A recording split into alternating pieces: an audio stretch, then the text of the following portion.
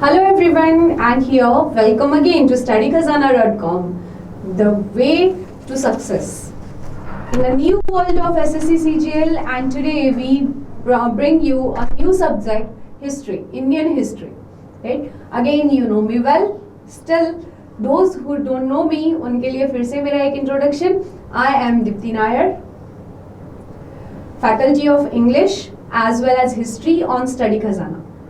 Okay, and here I am here with more than 5 years experience in the field of competitive exams.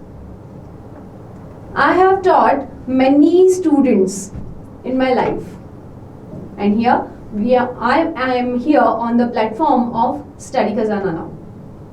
So guys, SSC CGL की अगर हम बात करें तो SSC CGL में Tier 1 में जो एक जनरल स्टडीज का सेक्शन होता है उसे बच्चे जनरली अवॉइड करते हैं. SSC CGL के जो स्टूडेंट होते हैं उनके दिमाग में एक ये मेंटालिटी बनी हुई है कि आपका इंग्लिश, रीजनिंग एंड मैथ्स पे अगर पकड़ हुई तो आपका एग्जाम आसानी से क्लियर हो जाएगा, नो डाउट. लेकिन general studies have equal weightage to Tier 1. Tier 1 में आपको जनरल स्टडीज में काफी सब्जेक्ट्स पढ़ने पड़ते हैं, उसमें से एक है इंडियन हिस्ट्री. SSC CGL की अगर हम बात करें तो आपको इंडियन हिस्ट्री से डील करना होता है, ठीक है. एंड गाइस देखो, टॉपर्स कुछ अलग नहीं करते हैं. टॉपर करते क्या है? टॉपर जनरल स्टडीज की वजह से अपने मार्क्स को खींच लेते हैं. अगर आप इंग्लिश में आउट ऑफ 50 हो एंड अगेन मैथ्स में 50 आउट ऑफ 50 हो, रीजनिंग में 50 आउट ऑफ 50 हो, तो भी आपका स्कोर 150 हो जाता है. जो रिमेनिंग 50 मार्क्स है वो आपके रैंक बढ़ाने के काम आते हैं. एंड यहाँ रैंक को ग्रो करने के लिए या अपने ड्रीम को सक्सेसफुल करने के लिए आपको जनरल स्टडीज पे पकड़ होना जरूरी होता है. So here we are going to start a journey to general studies. Okay, general studies में हम इंडियन हिस्ट्री पढ़ेंगे, ठीक है. अब कई बच्चे अक्सर बचपन से ये दिमाग में हमारे सवाल होता है, कई बच्चे मुझसे पूछते हैं कि मैम हिस्ट्री तो पास्ट टाइम एपॉक है हमारा. नाउ एपॉक क्यों? क्योंकि कई बार ये सैड पार्ट भी होता है. बहुत सारे लोगों को फांसी दे दी गई, बहुत सारे लोगों की शहादत हम आज तक याद करते हैं. कई लोग मारे गए, राइट, कई लोग जेल गए, कई लोगों की फैमिलीज आज भी सफर कर रही है. तो फिर हमें ये क्यों पढ़ना है? Guys of course to remember them, right. उनके बारे में जानने के लिए, उनके बारे में समझने के लिए हमें हिस्ट्री पढ़नी है.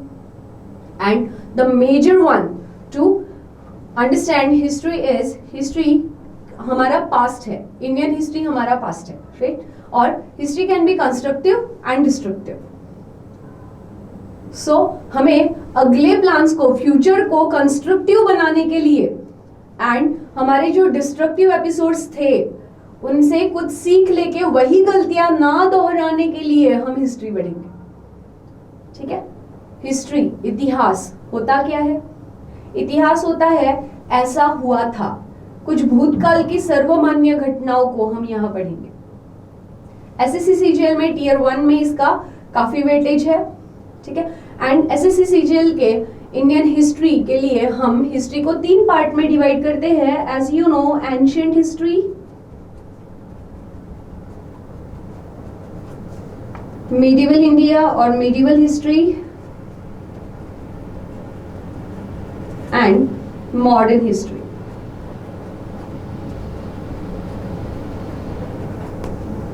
Ancient history of India और ancient India, medieval history of India और medieval India, modern history of India और modern India, ठीक है. Guys, ancient India आपका शुरू कहाँ से होता है? ये शुरू होता है from time immemorial से.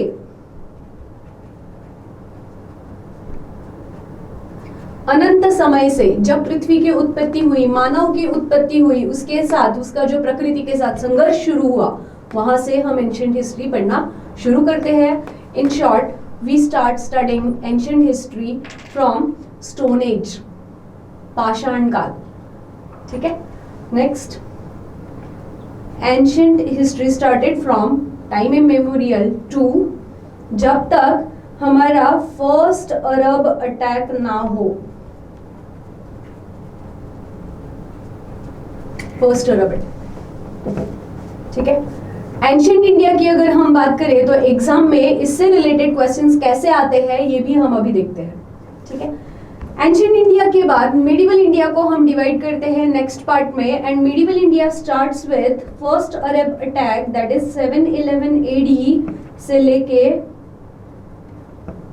711 एडी से लेके आगे 1707 AD after death of Christ anno domini तक, ठीक है।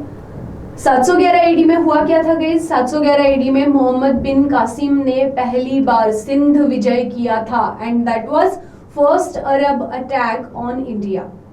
And why 1707? Because 1707 was the date जब औरंगजेब की मृत्यु हो गई थी। औरंगजेब की मृत्यु के साथ ग्रेटर मुगल का जो पीरियड था वो खत्म हो गया, and now will start with weaker Mughal section, ठीक है। मॉडर्न इंडिया की शुरुआत हम करते हैं जहां से हमने छोड़ा था 1707 with the death of Aurangzeb से लेके 1964 नेहरू की मृत्यु तक, ठीक है।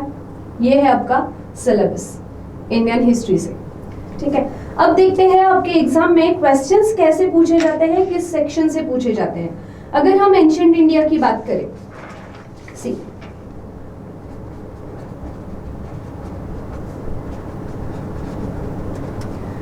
एंशिएंट इंडिया या प्राचीन भारत,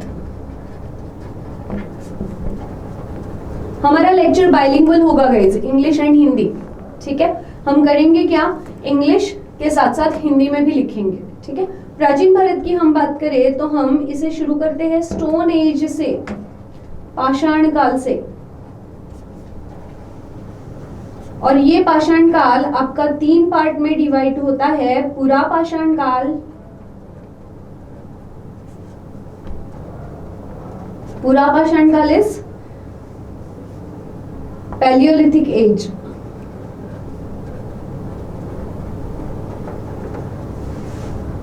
मध्य पाषाण काल,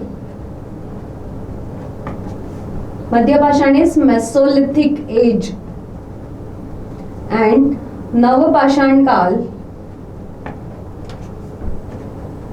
जो कि होता है नियोलिथिक एज,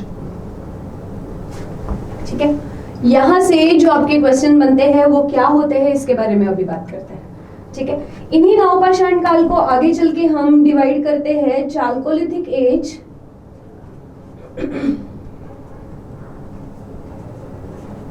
जो कि ताम्र पाषाण युग,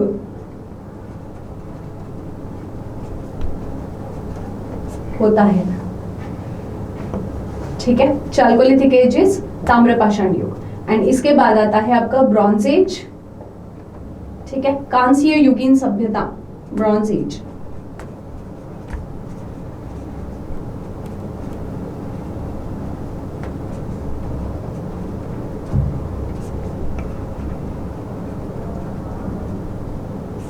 सो गाइस ये जो आपका पोर्शन है इसमें से क्वेश्चन कहां से आते हैं गाइस, ध्यान दो। Ancient India mainly focused on art and culture, ठीक है। यहां से क्वेश्चन आते हैं आपके आर्ट एंड कल्चर से,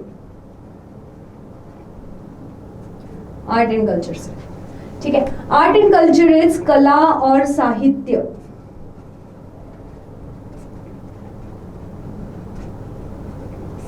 कला और साहित्य से क्वेश्चन यहां से पूछे जाते हैं, ठीक है। नाउ गाइस जब हम कला और साहित्य की बात करते हैं तो लेट मी एक्सप्लेन इट। सी कला और साहित्य होता क्या है, देखो स्टोन एज से अगर हम इंसान की स्टडीज या इंसान का जीवन काल स्टडी करना शुरू करें तो गाइस इंसान प्रकृति के साथ संघर्ष कर रहा था, ठीक है। पाषाण युगीन सभ्यता में ना हमें ये पता था कि कैसे जिएंगे, ना हमें ये पता था ना कि कैसे रहेंगे, ठीक है। कई बार ऐसे होता था कि प्यास लगने पे हम नदियों के किनारे तड़प के मर जाते थे क्योंकि पता ही नहीं था कैसे सरवाइव करें। फिर धीरे धीरे इंसान ने जानवरों को कॉपी करना शुरू किया, लेकिन प्रकृति का वरदान कुछ इस तरीके से था कि इंसान ही एक ऐसा निर्माण था प्रकृति का कि जिसका दिमाग तेजी से डेवलप हो रहा था, लगातार डेवलप हो रहा था, और इसी वजह से उसने क्या किया, जानवरों को कॉपी करते हुए ये गुफाओं में वास करने लगा। जब हमने गुफाओं में वास करना शुरू किया तो हम वो सारी चीजें पेंट करते थे जो हम देखते थे, और यहां से शुरू हुए आपके गुफा चित्र। इन आपके पाषाण काल से रिलेटेड है गुफा चित्र, that is cave paintings. And cave paintings से रिलेटेड क्वेश्चंस आपके एग्जाम में पूछे जाते हैं। ठीक है, अब एग्जाम के क्वेश्चंस कुछ इस तरीके से होते हैं कि which is the most ancient cave painting in India, right, या किस प्रकार के कलर्स का इस्तेमाल किया गया है केव पेंटिंग में। अगेन, जो कलर्स यूज किए हैं उनके सोर्सेस क्या है, फाइन, या जो एंशिएंट इंडियन गुफाएं मिली है जिनमें गुफा चित्र है वो अब किस राज्य में अस्तित्व में है। इन सारे क्वेश्चंस के जवाब आपको मिलेंगे जब हमारे लेक्चर शुरू होंगे, राइट। इसके अलावा जब हम ब्रॉन्ज एज में आते हैं गाइस, तो हमें ब्रॉन्ज एज में मिलता है एक बहुत बड़ा सा सिविलाइजेशन जिसको हम कहते हैं Indus valley civilization. Indus valley civilization, and ये होता है आपका सिंधु घाटी की सभ्यता।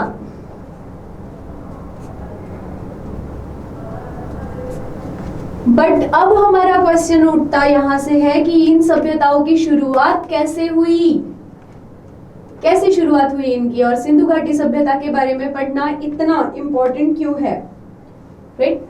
इनके बारे में पढ़ने के लिए हमें डिटेल में सिंधु घाटी सभ्यता को पढ़ना होगा, ठीक है। इसके अलावा सिंधु घाटी सभ्यता के बाद हम आएंगे जब हमारे वैदिक पीरियड को हम अगेन दो पार्ट में डिवाइड करेंगे, अर्ली वैदिक पीरियड एंड लेटर वैदिक पीरियड।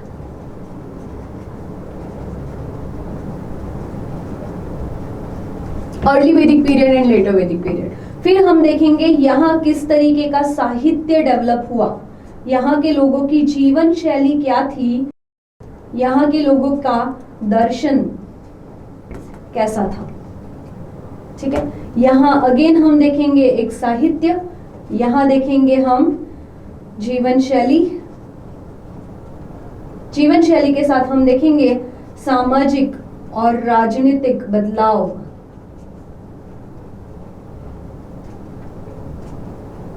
सामाजिक और राजनीतिक बदलाव भी हम धीरे धीरे देखते चलेंगे एंड देखेंगे यहाँ का दर्शन क्या था, ठीक है।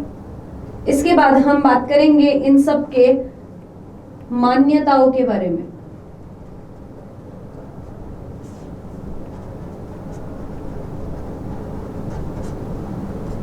इनके मान्यताओं के संदर्भ में हम क्वेश्चंस करेंगे यहाँ पे।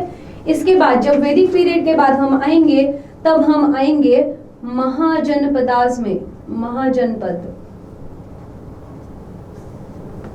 और इन महाजनपद के साथ साथ कंटेम्पररी हिस्ट्री चलेगी, कंटेम्पररीली एंशिएंट इंडिया चलेगा एक सोशल रेनेसेंस की ओर।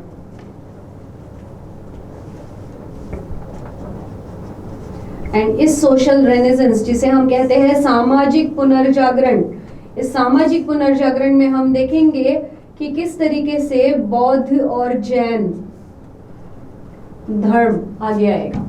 अगेन जब बौद्ध एंड जैन धर्म की हम बात करेंगे तो इसे भी हम देखेंगे सामाजिक, राजनीतिक एंड धार्मिक स्तर पे।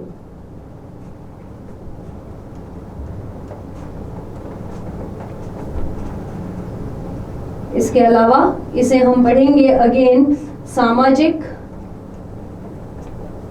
राजनीतिक एंड धर्म के स्तर पे। इसके अलावा इनके साथ साथ हम देखेंगे इनका साहित्य और कला,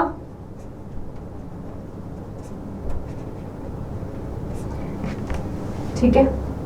इस तरीके से हम भारत का राजनीतिक इतिहास और सामाजिक इतिहास अलग अलग दिशा में पढ़ेंगे। फाइन। इसके अलावा जब हम आगे बढ़ेंगे गाइस, इसके बाद हम आगे बढ़ेंगे और हम जाएंगे कुछ छोटे छोटे राज्यों की ओर, छोटे राज्यों का उदय।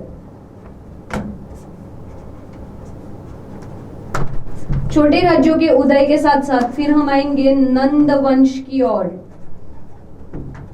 नंद वंश, ठीक है। इसके बाद हम आएंगे मौर्य वंश की ओर और यहां से शुरू होगी आपकी एक्चुअल इंडियन हिस्ट्री, मौर्य वंश की ओर, ठीक है। जब मौर्य वंश की हम बात करेंगे तो हम देखेंगे किस तरीके से अब अलग अलग युद्धों में इनकी परिणति हो रही है और यहाँ का कला और साहित्य किस तरीके से बदल रहा है,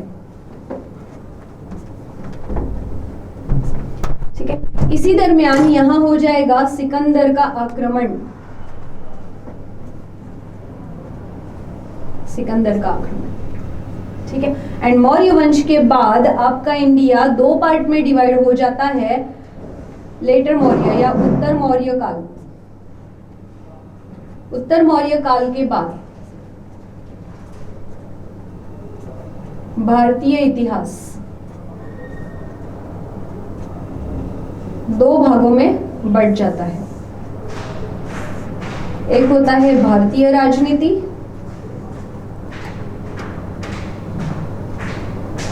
एंड दूसरा होता है विदेशी आक्रमण।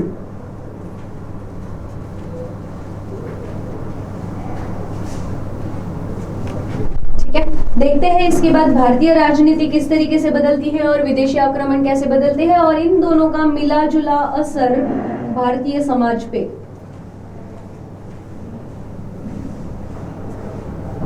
प्लस कला और साहित्य।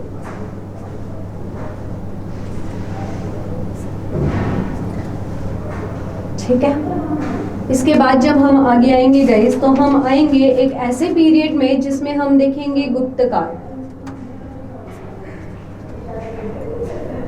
जिसे हम इतिहास का स्वर्ण काल कहते हैं, स्वर्ण काल। ठीक है, और इसी के साथ हम देखेंगे इनका धार्मिक राजनीतिक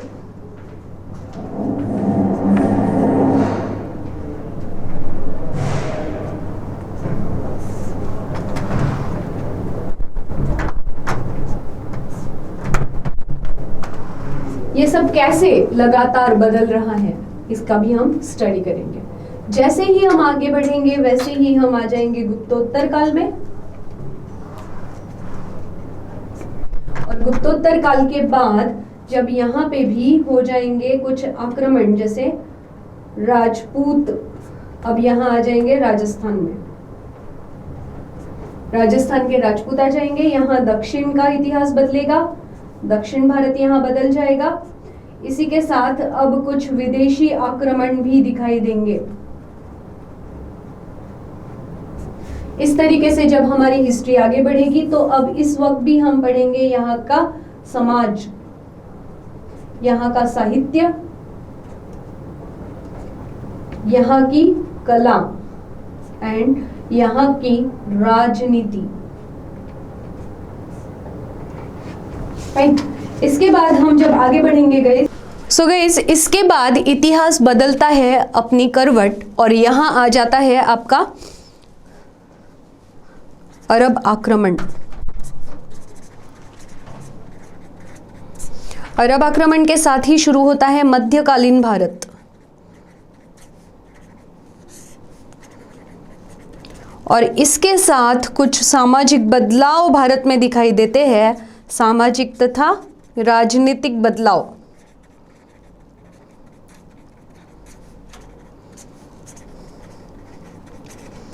इसके बाद बदलते हुए वंश,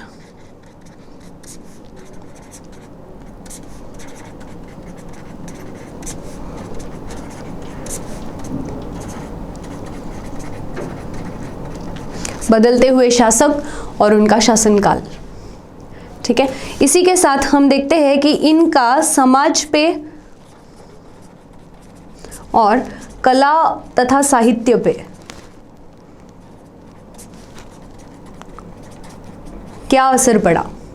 ठीक है, इसके साथ ही देखो गाइस भारत की एक विशेषता रही है कि जो भी अरब अटैक्स या जो भी विदेशी आक्रमण भारत में हुए, भारत के भूमि ने इन्हें अडॉप्ट कर लिया।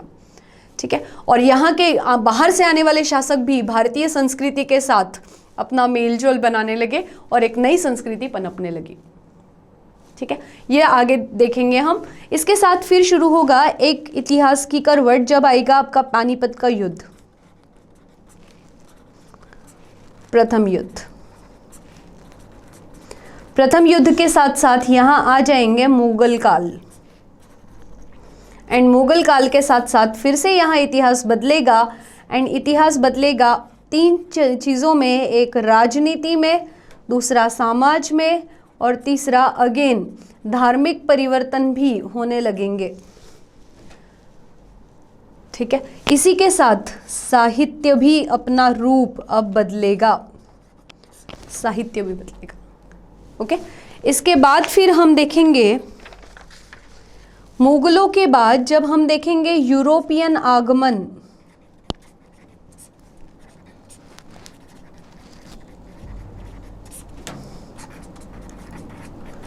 यूरोपियन इन्वेजन इन इंडिया कब हुआ था गाइस? विथ पोर्तुगीज। पोर्तुगीजों के साथ साथ हम यूरोपियन इन्वेजन भी देखेंगे। इनके बाद हम देखेंगे डच इंडिया में आएंगे, इसके साथ आएंगे ब्रिटिश, इनके साथ आएंगे फ्रेंच, और इनके बाद आएंगे कुछ डेन्स। ठीक है, अब इन सब का मिला जुला प्रभाव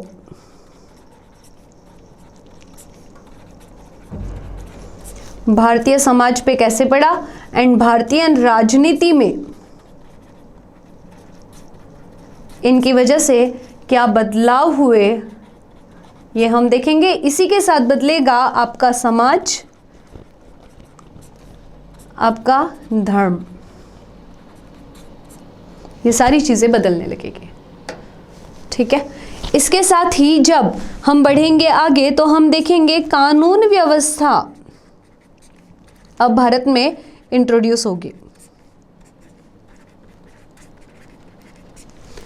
और यहां से शुरू होंगी कुछ मेजर चीजें, जैसे अंग्रेजों का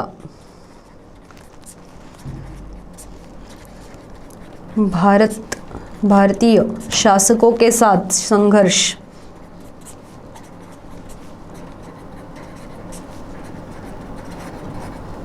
इसमें हम देखेंगे कई सारे राजनीतिक युद्ध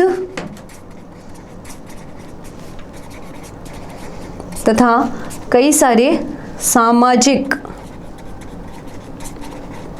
प्रभाव। ठीक है, इसके बाद हम देखेंगे जब अंग्रेज भारत में सेटल हो जाएंगे तब हम देखेंगे कि किस तरीके से अब भारतीय जनता का शोषण शुरू हो जाएगा, भारतीय जनता का शोषण।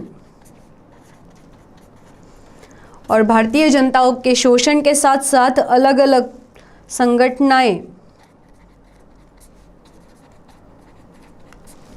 संगठन के साथ साथ विचारधाराएं भारत में आएंगी, संगठन और विचारधाराएं।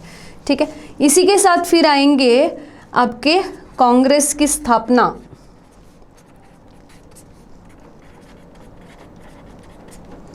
कांग्रेस की स्थापना के पहले एक विद्रोह हो जाएगा।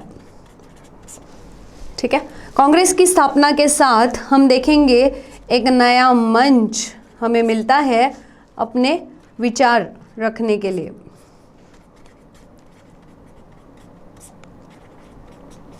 अपने विचारों के लिए। ठीक है, कांग्रेस की स्थापना के बहुत समय बाद फिर इंडिया में आएंगे गांधी जी का आगमन, और यहां से शुरू होगा आपका स्वतंत्रता संघर्ष।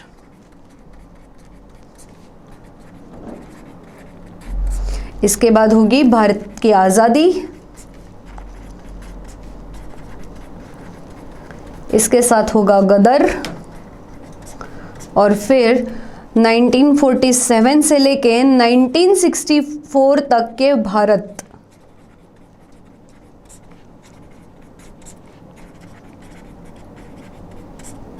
इनके बारे में हम बात करेंगे पूरे हिस्ट्री के लेक्चर में, ठीक है गाइज। यहाँ से आपको काफ़ी सारे क्वेश्चंस पूछे जाते हैं और इन सारे क्वेश्चंस का वेटेज आपके एसएससी सीजीएल के एग्जाम में तो है ही। इसके अलावा अगर आप अलग अलग कॉम्पिटिटिव एग्जाम्स की तैयारी करते हो, जैसे दिल्ली पुलिस या सेंट्रल पुलिस ऑफिसर या अलग अलग एग्जाम्स जो आपके डिफेंस लेवल पे भी होती है, एनडीए सीडीएस जैसी, या यूपीएससी के लिए होती है, पीसीएस के लिए होती है गाइज, इन सभी के लिए इस पूरे सिलेबस का काफ़ी वेटेज है, ठीक है। सो जनरल स्टडीज़ को ध्यान देते हुए, इसका इंपॉर्टेंस ध्यान में रखते हुए हम एक नई यात्रा शुरू करते हैं भारतीय इतिहास के साथ, ठीक है। इसके आगे का पार्ट देखने के लिए देखते रहिए studykhazana.com, ठीक है। एंड जो भी क्वेरीज आपको लग रही है या जो भी आप पूछना चाहते हो, जो भी सजेशन देना चाहते हो, you can suggest me, you can follow me और you can see me on www.studykhazana.com। Best of luck guys, मिलते हैं नेक्स्ट लेक्चर में। Thank you so much for your proper attention and your precious time. Have a good day.